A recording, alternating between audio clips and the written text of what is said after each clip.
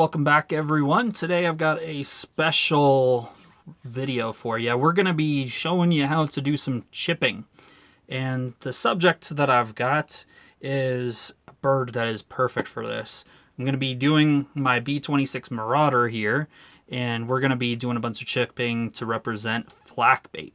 So if you take a look at a few of the pictures, pop up on the screen here that's coming from the Smithsonian, all sorts of damage that this thing has on it. Now there's a couple ways that you can do chipping. So you can do more of an additive, and you could do something with like sponges and paint and kind of represent a few things with that. So that's more of an additive process. That's not something we're going to do today. We're going to do more of subtractive, and with that there's two ways of doing it.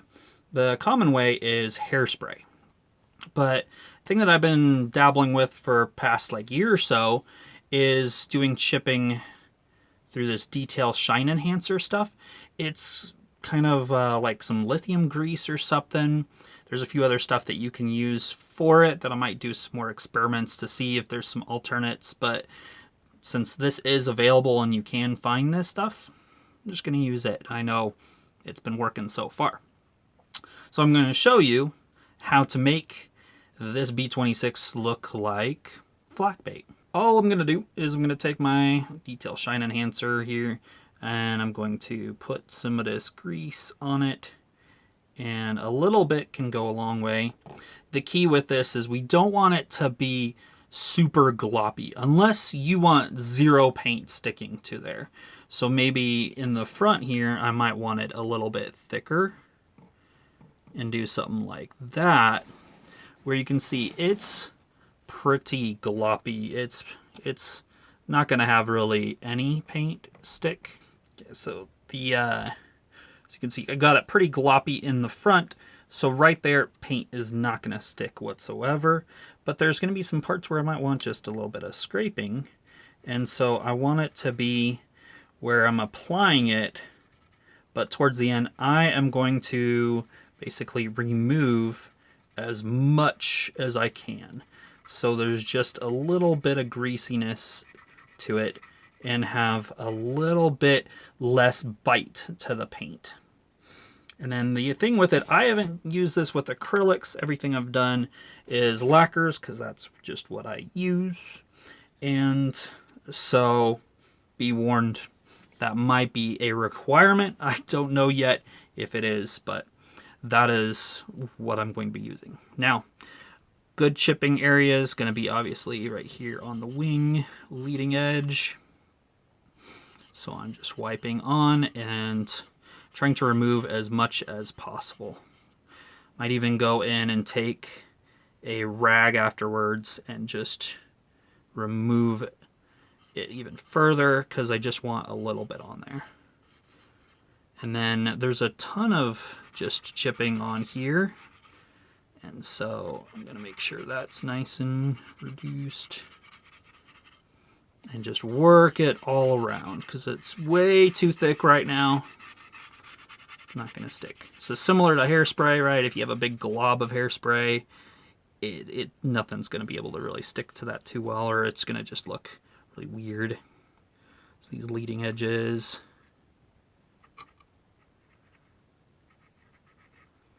Work that in.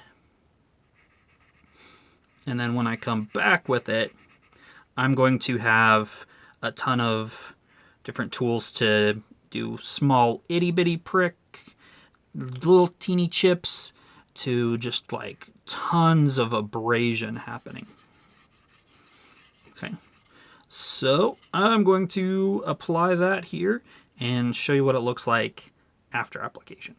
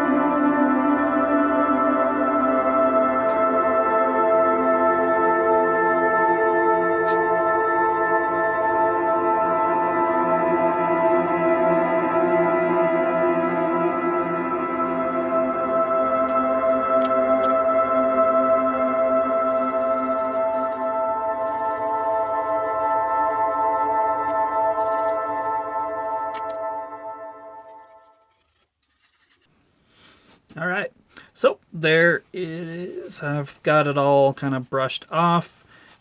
One of the key tests is you shouldn't be able to, put a fingerprint into it. And you can just see there's a little bit, maybe too much right there. I can get the fingerprint in. And part of it, I think, too, is I've got some of the grease on my finger. But you want it to be where you really can't even tell that the stuff is on. You just want to create a little bit of less binding of the paint to the object. Okay, so next up, I am going to paint this, and then we're going to come back and do some chipping. Before we move on, one other tip. If you're going to be doing any masking of any sort, then don't put any of this stuff on that area, because you want the paint to stick, right? Otherwise, you're just going to peel a big old thing of it off. I mean, unless that's the desired effect you want, but no, not going to be good. All right, so here we are. We've got it all painted up. And so now we're going to technically just start destroying it a little bit. So I've got a little bit of tools here. One, we're going to start using just this old airbrush needle.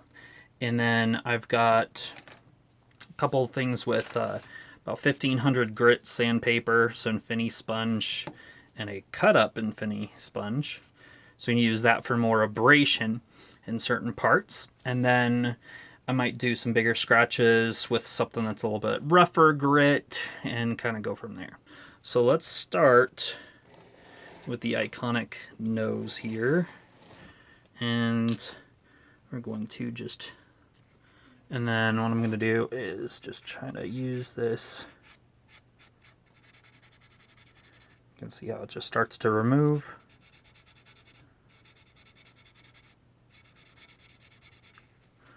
And just slowly work at it. We'll use the bigger. Okay.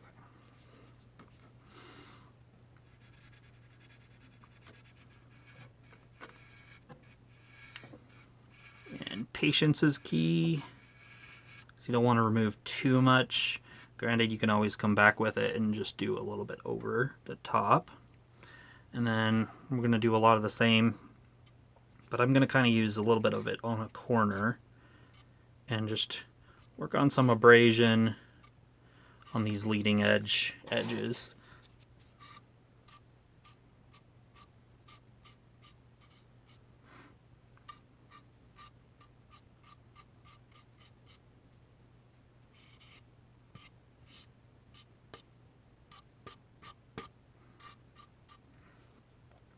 Just kind of work that and then work with the airflow. You're just working like what would happen over time. You're doing in a matter of seconds. Just try to work that out there. Let it do its thing. So you start working out that, and then we'll notice on the top with my photos, I've got some pretty big marks off. So I can use this sponge and just kind of circular motion, and you'll start to see it poke through, and it works really, really well.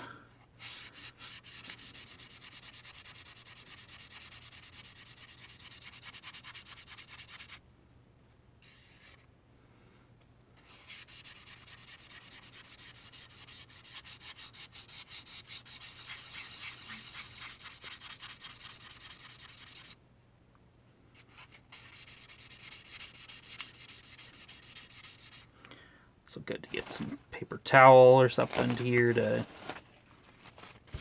have a lot of excess paint. Just kind of wipe that off.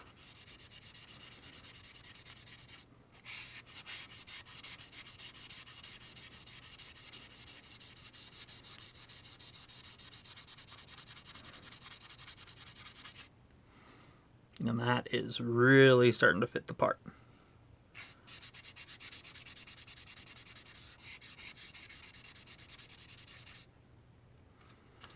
Okay, let's do the same thing here.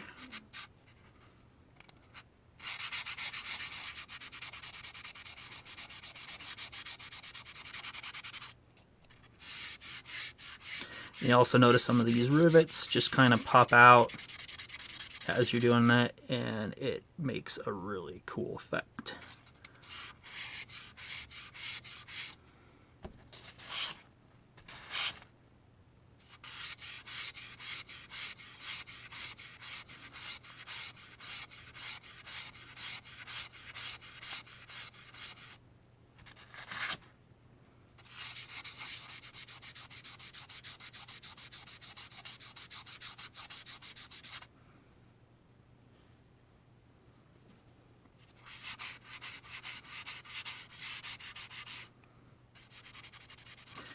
And then, as usual, what you want to do with some of this is take note where there is metal. So keep in mind, there's a lot of World War II aircraft where you're going to have some control surfaces that are fabric, and so they're not going to be shiny metal.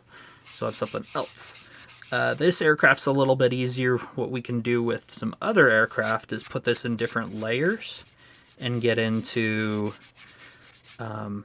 where you have it breaking through the primer and then breaking through into the metal.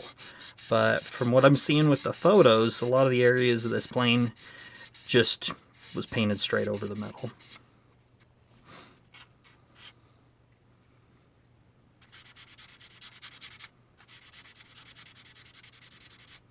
Okay, so a lot more work that needs to be done, but I need to keep this into 10 minutes. So now we're going to get into fine chipping. So what's better than really a fine needle that's no longer going to work for airbrushing? What I can do is do some itty bitty scratches. So I'm going to do that near here where you got all sorts of different fasteners and stuff that might collect and chip off at the different panels here with the rivets and all that. And so you'll want to do that there. Take note of the airflow, how it's going to go. So we got here, might want to do a little chip. And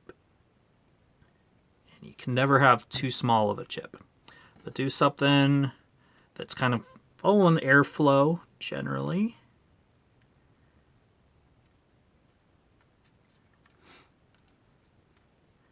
And also look at your references, but that's how you'll do some really fine chips.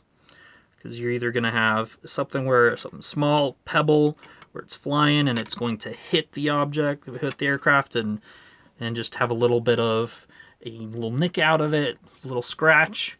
And then you're going to have some different areas like on top here where it was just kind of worn over time.